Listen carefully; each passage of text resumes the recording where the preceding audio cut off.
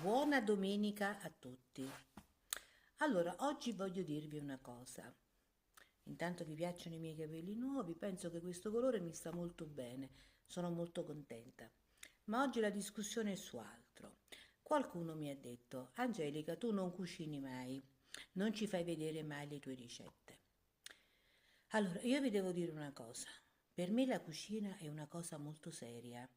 Io ho questo amore per la cucina da quando ero piccolissima.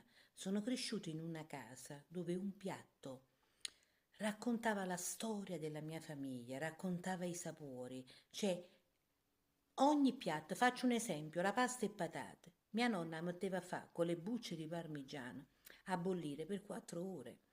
Allora, io televisivamente e anche sui social, per me cucinare e far vedere solo le fasi. Facciamo così, facciamo così, facciamo così.